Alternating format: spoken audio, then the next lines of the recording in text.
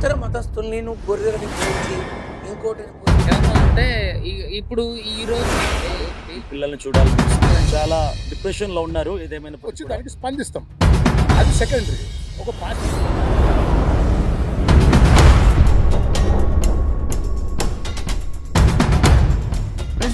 దేవుని యొక్క మహాకృపలో మీ అందరికీ కూడా ఈ వీడియోకి స్వాగతం పలుకుతున్నాను. అజయ్ బాబు గారు చెంచల్గూడ సెంట్రల్ జైల్లో ఉన్నారు.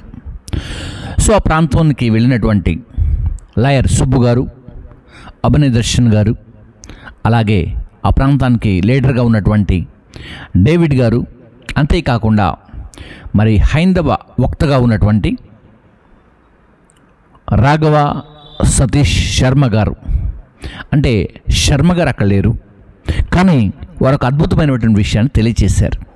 మరి ప్రాముఖ్యంగా ఈ వీడియోలో మనము అజయ్ బాబు గారి యొక్క పరిస్థితిని, అంటే తన కుటుంబం పట్ల, తనకు దూరమైనటువంటి బిడ్డల పట్ల, తన వైఫ్ పట్ల తన ఆవేదన ఎలా వ్యక్తం చేస్తున్నాడు సెంట్రల్ జైలు నుండి అని అనుకుంటే, అక్కడికి వెళ్ళినటువంటి లాయర్ గారు తన పరిస్థితిని చూసినప్పుడు, అభినయ్ దర్శన్ కూడా అతని పరిస్థితిని చూసినప్పుడు అతను మాట్లాడినటువంటి మాటలు, నన్ను త్వరగా ఇక్కడి నుండి తీసుకువెళ్ళండి, నాకు నా బిడ్డలను చూడాలనిపిస్తూ ఉంది, ఇక్కడ నేను అనుకున్నటువంటి ఫెసిలిటీస్ ఇక్కడ నాకు లేవు, కాబట్టి ఎంత త్వరగా అయితే అంత త్వరగా నన్ను బయటకు తీసుకువెళ్ళమని వారిని అడిగినట్లుగా మరి ఈ మాటలు మనం వింటున్నాం. కాబట్టి ఈ సమయంలో నేను ప్రతి ఒక్కరికి తెలియచేస్తున్నాను ఈ విషయాన్ని. దయచేసి ఎవరూ రెచ్చగొడితే రెచ్చపోమాకండి, ఇతర గ్రంథాల మీద బురద చల్లమాకండి, ఇతర మతాల జోలికి వెళ్ళకండి, ఇతరులు మార్పు చూడండి, కానీ మతము యొక్క ఉనికిని ఇంకొక వ్యక్తి పైన రుద్దకండి.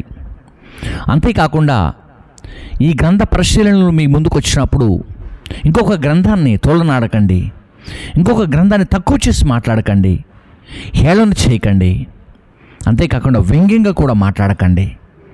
ఎందుకు ఇదంటే మన భారతదేశంలో ఉన్నటువంటి ప్రతి మతాన్ని మరొక వ్యక్తి గౌరవించాలి, ప్రేమించాలి. అంతేకాకుండా నీకు వీలుగా ఉంటే, నచ్చితే ఆ వ్యక్తిని కూడా గౌరవించాలి. కాబట్టి మన భారతదేశంలో మనమందరం కూడా ఒక సహోదరులాగా కలిసిమెలిసి బ్రతకాలి అంటే మనకి ఇది ప్రాముఖ్యమైంది. కాబట్టి ఈ సమయంలో నేను ఒక విషయాన్ని మీకు గుర్తు చేసి నేను ముందుకు తీసుకువెళ్తాను. చూద్దాం. ముందుగా మరి సుబ్బు లాయర్ గారు, మరి అజయ్ బాబు యొక్క పర్సనల్ లాయర్ గారు ఉన్నారు అక్కడ. వారు ముందుగా సెంట్రల్ జైల్ చెంచల్గూడ నుండి వారు కొన్ని విషయాలను వినిపిస్తున్నారు. ఏం జరిగిందో అక్కడ మనం ఆ మాటలు విందాం. ముందుగా మీ కొరకు లాయర్ గారు మాట్లాడుతున్న మాట వీడియో. అజయ్ గారిని కలిసి ఉండి అయితే కలవడమే కాదు, ఆయనతో మాట్లాడడం కూడా జరిగింది. ఏమన్నా అంటే ఇప్పుడు ఈ రోజు బెయిల్ పిటిషన్ మూవ్ చేయాలి యాక్చువల్గా, కానీ సిటీ సివిల్ కోర్టు సికింద్రాబాద్లో జడ్జి గారు లీవ్లో ఉన్నారు. సో ఇన్ఛార్జ్ కోర్టు నాంపల్లి కోర్టుకు పంపించారు. సో అక్కడ నాంపల్లి కోర్టుకు పంపించారు. ఈ రోజు అక్కడ వాదనలు వినిపించాలి ఇప్పుడు ఆఫ్టర్ లంచ్ తర్వాత. ఇంతలోనే ఒకసారి కలుద్దాం అని చెప్పేసి నన్ను అనడంతో కలవడానికి వచ్చాం. ఏంటంటే చాలా ఇబ్బంది పడుతున్నారు అన్న, కావాలని వాంటెడ్లీ తిడుతున్నారు సార్, కావాలని అసహ్యమైన బూతులు మాట్లాడుతున్నారు, కావాలని తిడుతున్నారు. ఎవరు అట్లా తిట్టింది? ఎవరు? Jail officers. సో కాబట్టి ఈ విషయాలలో అన్నిట్లో కూడా ఏంటంటే ఆయన ప్రతి విషయంలోనూ కొంచెం ఇబ్బంది పడుతున్నారు. అయితే ఇంకా నా మీద కూడా కేసులు ఉన్నాయి కదా సార్, ఆ కేసులకు సంబంధించిన వాటి మీద కూడా హైకోర్టులో పిటిషన్స్ మూవ్ చేయండి. నాకు ఎందుకో కొంచెం ఇబ్బందిగా అనిపిస్తుంది, వాళ్ళ వే ఆఫ్ ట్రీటింగ్ కొంచెం అంటే అసౌకర్యంగా ఉంది. సో కాబట్టి ఈ విషయం అన్నిట్లో కూడా మీరు నాకు కొంచెం హెల్ప్. రైట్, చూస్తారు కదా. అవునండి, కుటుంబానికి దూరమైనప్పుడే కుటుంబం విలువ తెలుస్తుంది. భర్త భార్యకు దూరమైనప్పుడే భార్య విలువ భర్తకు తెలుస్తుంది. సో అదే టైంలో ఒక కుటుంబం వ్యవస్థ ఎప్పుడు గుర్తొస్తుందంటే, మనకి కుటుంబంలో లోటుపాటుగా దూర ప్రాంతంలో మనం ఉన్నప్పుడు ఆ లోటు కనిపిస్తూ ఉంది. సో ఈ జీవితంలో, ఈ బ్రతుకుల్లో, ఈ బ్రతికే 60-70 సంవత్సరాల్లో ఇలాంటివన్నీ కూడా మనకు అవసరమా అంటే లేదండి. దయచేసి క్రైస్తవ ప్రజలందరికీ, హైందవ సహోదరులందరికీ, ముస్లిం వ్యక్తులందరికీ కూడా ప్రజలందరికీ కూడా, అంతేకాకుండా జైన్, సిక్, ఏమండి, Bauddh, so many religious in India, భారతదేశంలో ఉన్నటువంటి ప్రతి మతస్థులకు నేను హృదయపూర్వకమైనటువంటి శుభాలు తెలియజేస్తూ మాట్లాడుతున్నాను. దయచేసి మనము మరొక మతాన్ని కించపరచడం కానీ, మరొక మతం మీద బురద జల్లటం కానీ, మరొక మత వ్యవస్థను దెబ్బతీయాలని ప్లాన్లు చేయటం కానీ, సో ఇవన్నీ కూడా అవసరం లేదని మనందరం కలిసిమెలిసి ఉండాలని మనము కోరుకుందాం. ఓకేనా? ఇప్పుడు అజయ్ బాబు గారి యొక్క పరిస్థితిని మనం చూసాం. లాయర్ గారు చెబుతుంటే మనకు అర్థమవుతా ఉంది. సో ఇదే టైంలో అక్కడ ఉన్నటువంటి అభినయ్ దర్శన్ కూడా రాజమండ్రి నుంచి వచ్చారు. వారు కూడా అక్కడ మాట్లాడుతున్నారు. ఒకసారి వారి మాటలు కూడా మనం విందాం. సో లోపల మాట్లాడారు కదా, ఆయన ఏమంటున్నారు అసలు? అజయ్ బాబుతో మాట్లాడాను. ఆయన చాలా టెన్స్డ్గా ఉన్నాడు. ఎందుకంటే అన్న చిన్నపిల్లలు ఉన్నారు, పిల్లల్ని చూడాలనిపిస్తుంది. ఆయన చాలా డిప్రెషన్లో ఉన్నారు. ఏదేమైనప్పటికీ కూడా వీలైనంత త్వరగా బెయిల్ పిటిషన్ అయ్యింది, త్వరగా నన్ను బయటికి తీసుకొచ్చే ప్రయత్నం అయితే చేయండి అన్న. ఏదేమైనా సరే నేను చాలా ఇబ్బంది పడుతున్నాను లోపల అన్ని విషయాల్లో కూడా అని ఆయన చెప్పాడు. సో నేను క్రైస్తవ సమాజం అంతటికి చెప్పేది ఒకటే, ఏం కాదు, పాస్టర్ అజయ్ బాబు సేఫ్గా ఉన్నాడు, క్షేమంగా ఉన్నాడు. విదిన్ కపుల్ ఆఫ్ డేస్, అంటే 5-6 రోజుల్లోగా బెయిల్ పిటిషన్ వేస్తున్నారు అడ్వకేట్ గారు. కాబట్టి 5-6 రోజుల్లోగా ఎట్టి పరిస్థితుల్లో మన పాస్టర్ అజయ్ బాబు గారిని బయటికి తీసుకొని వస్తాము. నేను హైదరాబాద్లో ఉన్నాను. సో విన్నారు కదా, కాబట్టి నన్ను త్వరగా తీసుకువెళ్ళండి అనే పదాన్ని ఎక్కువగా వాడినట్టు మనం చూస్తున్నాం. ఆ సమస్య అలా ఉంటుంది ప్రేమటి వాళ్ళరా. మనం చెప్పగలం, ఏమనుకుంటామంటే పోతే ఒక వారం రోజులు జైలుకి పోయేస్తాను, లేకుంటే 1 సంవత్సరం జైలుకి పోయేస్తాను, 6 నెలలు జైలుకి పోయేస్తాను అనే వాళ్ళు ఉంటారు. నేను అందుకే రాజమండ్రి సెంట్రల్ జైల్లో ఉన్నటువంటి వారిపైన ఒక వీడియో చేశాను. వీలుగా ఉంటే మీకు కింద లింకుని ఇస్తాను, ఒకసారి చూడండి. ఒక కుటుంబ వ్యవస్థ నుండి మనం దూరం అయితే ఎలాంటి కష్టాలు ఉంటాయి, ఎలాంటి బాధలు ఉంటాయో మాటల్లో చెప్పగలిగినటువంటి ఈజీగా, మాటలతో చెప్పినంత ఈజీగా బ్రతుకు ఉండదండి. కాబట్టి ఈ చిన్న లైఫ్ని, ఈ 60-70 సంవత్సరాల బ్రతికే ఈ జీవితాన్ని ఇంకొకరిని కష్టపెడుతూ, ఇంకొకరిని బాధ పెడుతూ, ఇంకొకరిని ఇష్టానుసారంగా మాట్లాడుతూ సాధించేది ఏముంది, సంపాదించేది ఏముంది? కాబట్టి ఇతరులను ప్రేమించడం మనము కోరుకున్నాం. నిన్ను వాళ్ళని పొరుగు వారిని బైబిల్ ప్రేమించమంది. సో ఆ ప్రేమను వ్యక్తపరుద్దాం. కాబట్టి బైబిల్ యొక్క వాక్యాల కంటే మనుషులు చాలామంది దూషించేవారు ఎక్కువ అవుతున్నారు. అంటే ఆ వాక్యాన్ని విని దాని ప్రకారంగా నడిచే వాళ్ళకంటే దాన్ని ఎక్కువగా అవునా అంటూ మాట్లాడే వాళ్ళు ఎక్కువగా ఉన్నారేమో బహుశా. కానీ వారందరినీ కూడా కొంచెం మనం ప్రక్కన పెట్టి ఈ సమయంలో ఒక మాటగా మనందరం కలిసి ముందుకు వెళ్ళాలి. సో ఆ మల్కాజ్గిరి ప్రాంతంలో మరి క్రిస్టియన్ లీడర్గా ఉన్నటువంటి డేవిడ్ గారు కూడా అక్కడ మాట్లాడుతూ ఉన్నారు. సో వారు మాట్లాడుతున్నటువంటి ఒక మంచి మాట చాలా బాగుంది. సో ఒకసారి విందాం ఆ మాట కూడా. కరెక్ట్ అంటారు అన్న. ఇప్పుడు ఫస్ట్ ఆఫ్ ఆల్ నేను ఒక మాట చెప్పాలంటే, ఇప్పుడు క్రైస్తవులు అనేవాళ్ళు అంత సాధువు గొర్రెలు అంటున్నారు కదా.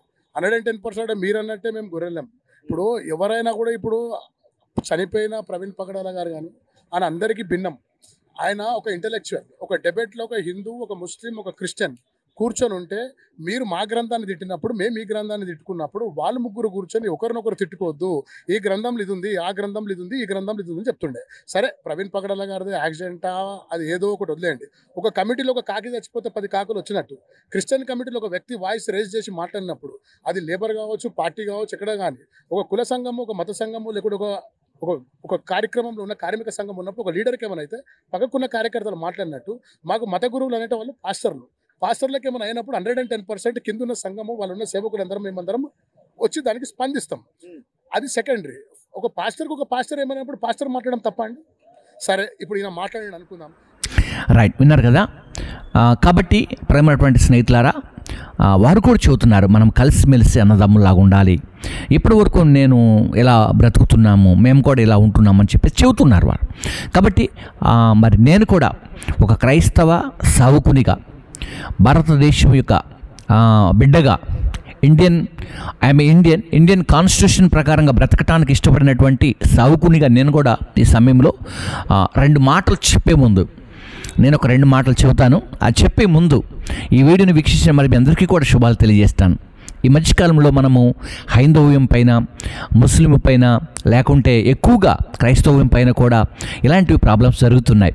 సో ఇవన్నీ క్లియరెన్స్గా అంటే పర్ఫెక్ట్గా ఉండాలి అంటే అటు క్రైస్తవ వక్తలు, ఇటు ముస్లిం వక్తలు, అలాగే హైందవ వక్తలు కూడా నిజంగా యాజ్ పర్ రూల్ ప్రకారంగా క్రైస్తవ పాస్టర్స్ అనేవాళ్ళు కూడా చాలా బాగుంటారండి. అలాగనే హైందవ పూజారులు, అర్చకులు కూడా చాలా బాగుంటారు. అంతేకాకుండా ముస్లిం ముల్లాలు కూడా చాలా బాగుంటారు. ఎప్పటికి కూడా వీళ్ళ వల్ల డిస్కషన్ ఎప్పుడు రాదు. కానీ మరి ఇందులో ఉన్నటువంటి వారు, అందులో ఉన్నటువంటి వారు కొందరు మరి ఇలా రావటానికి, ప్రాబ్లం చేయడానికి ఇష్టపడుతున్నట్లుగా కూడా మనం టీవీ ఛానల్స్లో చాలా చూస్తూ ఉన్నాం. కాబట్టి ఈ సమయంలో ఒకసారి మరి ఇవన్నీ కూడా మనకొద్దు, మనందరం సమాధానమే ముద్దనుకుంటూ మాట్లాడాలని నేను కోరుకుంటున్నాను. ఇది నా ఇండివిజువల్గా నేను ఈ మాట మాట్లాడుతున్నాను. కాబట్టి ఈ సమయంలో మన మధ్యలో రాఘవ సతీష్ శర్మ గారు ఒక ఇంటర్వ్యూలో ఒక అద్భుతమైన విషయాన్ని వారు తెలియజేశారు. ఏమంటున్నారంటే ఇతరుల యొక్క మరి క్రైస్తవులను గొర్రెలను ఎందుకు అనాలి, అలా అనాల్సినటువంటి అవసరం కూడా లేదంటూ మరొక మాటను మనకు తీసుకొస్తున్నారు. ఒకసారి ఆ వీడియో చూద్దాం. Coming back to Radha Manohar Das, ఆయన మాట్లాడే మాటలు ఒక విధంగా ఉంటాయి. మాట్లాడుకుంటాం ఒక మాట, ఇప్పుడు ఒక ఇతర మతస్థుల్ని నువ్వు గొర్రెలని పోల్చి ఇంకోటిని పోల్చి మాట్లాడడం తప్పమ్మా. అలా మాట్లాడకూడదు, మనకు అర్హత లేదు, గీతలో లేదు. అసలు ఎవరు ఈయన గురించి మీకు ఏమన్నా తెలుసా? మీరు మాట్లాడుతూ ఊరూరు తిరుగుతాడని మాత్రం లేదు. ఏదో దేవాలయాలకు వెళ్తాడని, ఏదో హైందవ సాంప్రదాయం, కొన్ని చోట్ల డాన్స్ కూడా వేశాడు. ఆ వీడియోలు నేను కూడా కొన్ని చోట్ల డాన్స్ కూడా వేశాడు. ఆ వీడియోలు చూసా. ఆ పద్యాలు పాడతాడు, ఆ పాటలు పాడతాడు. సరే, అవన్నీ ఓకే, ఫైన్, గుడ్, బాగుంది. కానీ అమ్మ ఒక్క మాట చెప్తున్నా, మనిషిని మనిషిగా ప్రేమించాలి. కుదిరితే నీ విధానాన్ని రైట్, చూసారు కదా. అంటే మత సామరస్యత మనందరికీ చాలా ప్రాముఖ్యమైనది. బైబిల్లో ఒక మంచి మాట ఉంటుంది, ప్రేమ కొరకు ప్రయాసపడమని చెప్పేసి. ఒక మాట నేను చదివి మీకు వినిపిస్తాను. ఆ మాట తర్వాత నేను చివరి మాట చెప్పేసి నేను ముగిస్తాను. ఒక మంచి మాటను గుర్తు చేస్తాను నేను మీ అందరి కొరకు. కాబట్టి ప్రేమటువంటి స్నేహితులారా, మనందరం కలిసిమెలిసి ఉండటానికి దేవుడు ఎంతో సహాయం చేస్తున్నాడు. ఈ సమయాన్ని మనము ప్రభువుకు అప్పగించుకోవాలి. ప్రేమ కలిగి ఉండుటకు ప్రయాసపడుడి అని 1 కొరింథీ 14:1 చెబుతున్నాడు. అంటే మనందరం కలిసి ప్రేమగా ఉండాలని ఈ భూమిని, ఆకాశాన్ని సృష్టించిన జీవము కలిగిన దేవుడు కోరుకుంటున్నాడు. కాబట్టి అలాంటి మాట, అలాంటి తరుణం మనందరికీ ఉండాలి. కాబట్టి ఈ సమయంలో చూశారు కదా, మరి కుటుంబానికి దూరమైనప్పుడే కుటుంబం విలువ తెలుస్తుంది, భార్యకు దూరమైనప్పుడే భార్య విలువ తెలుస్తుంది, పిల్లలకు దూరమైనప్పుడే పిల్లల విలువ తెలుస్తుంది, సమాజానికి దూరమైనప్పుడే సమాజం యొక్క విలువ తెలుస్తుంది. ఫ్రీడమ్, ఎప్పుడైతే ఫ్రీడమ్ను కోల్పోతావో ఆ ఫ్రీడమ్ యొక్క విలువ కూడా తెలుస్తుంది. కాబట్టి మనందరం కూడా ఐక్యమత్యంగా ఉండి, ఎవరి మతం వాళ్ళదండి, ఎవరి మతాలు వాళ్ళవి, ఎవరి విశ్వాసాలు వాళ్ళవి. కాబట్టి విశ్వాసం ఏదైనప్పటికీ కూడా గౌరవించే విధానం చాలా ప్రాముఖ్యమైనది. కాబట్టి అందరినీ గౌరవించండి, అందరినీ ప్రేమించండి, అందరితో కలిసిమెలిసి ఉండండి. మనందరం కూడా అలా బ్రతకాలని కోరుకుంటూ ఈ నా మాటలు ముగిస్తున్నాను. May God bless you. అందరికీ కూడా శుభాలు కలుగును గాక. ఈ సమయంలో మరి లాయర్ సుబ్బు గారికి హృదయపూర్వకమైనటువంటి శుభాలు నేను తెలియజేస్తున్నాను. వారి కేసుని త్వరగా టేకప్ చేస్తున్నారు. అలాగనే ఆ బ్రదర్ని కూడా త్వరగా బయటకు తీసుకోవాలని కూడా నేను కోరుకుంటున్నాను. అక్కడ ఉన్నటువంటి అభినయ్ దర్శన్ గారికి కూడా శుభాలు తెలియజేస్తున్నాను. మరి ప్రాముఖ్యంగా మల్కాజ్గిరి ప్రాంతానికి లీడర్గా ఉన్నటువంటి, క్రిస్టియన్ లీడర్గా ఉన్నటువంటి డేవిడ్ గారికి కూడా శుభాలు తెలియజేస్తున్నాను. అలాగనే అజయ్ బాబు గారికి కూడా శుభాలు తెలియజేస్తున్నాను. మరి ప్రాముఖ్యంగా రాఘవ సతీష్ శర్మ గారికి కూడా హృదయపూర్వకమైనటువంటి శుభాలు. ప్రాముఖ్యంగా ఈ సమయంలో ఎక్కువగా లీడ్ చేస్తున్నటువంటి రెడ్ టీవీ తేజా గారికి హృదయపూర్వకమైనటువంటి శుభాలు తెలియజేస్తున్నాను. మరి చెంచల్గూడ సెంట్రల్ జైల్లో నుండి మరి బ్రదర్ బయటికి త్వరగా రావాలని కోరుకుంటూ ఈ నా మాటలు ముగిస్తున్నాను. అందరికీ కూడా శుభాలు కలుగును గాక. ఆమెన్.